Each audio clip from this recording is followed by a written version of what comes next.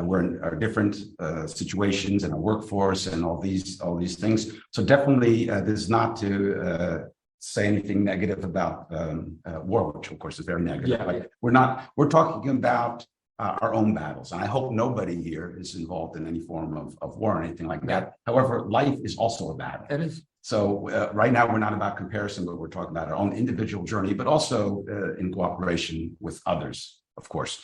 So the first battle in conquering yourself is the first step before we can really effectively deal with external situations. So that's definitely the awareness. And that's really, to go into that right away, is becoming like water.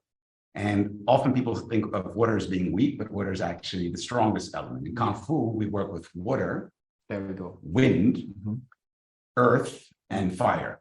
Wind can be air, of course. Can you just say that again? Yes. If you don't mind, and also if you can briefly explain what every element means. Yes.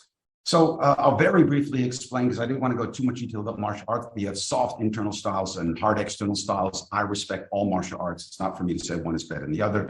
If you look at like kickboxing and boxing and Muay Thai, these are more hard external styles, and you have more Tai Chi and Wing Chun, what I do, that are soft internal style. So the hard external styles rely more on the earth, standing firm and grounded, and brute physical power and how much you weigh, and on fire.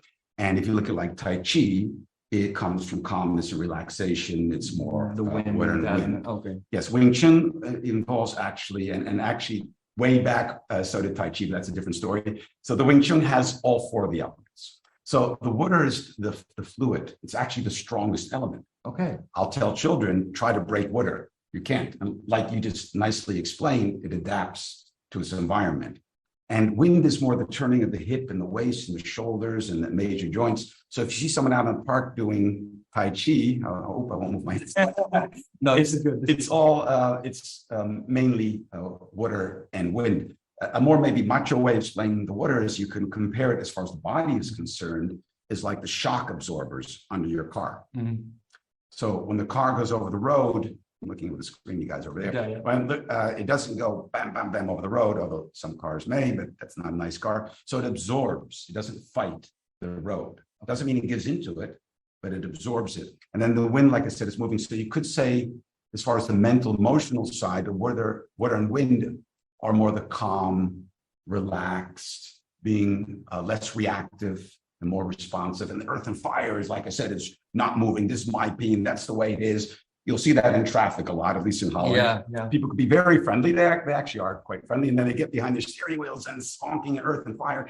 And that's false stress. Now, that doesn't mean that earth and fire is necessarily bad. There are moments where you have to stand your ground. And you want to be grounded in the things you do. And the moments you have to move fast or maybe put some passion into something.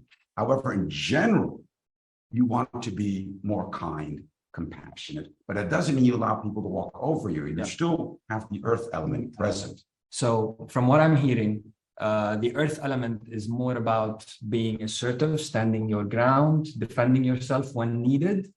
The water element is more about adapting and also flexible.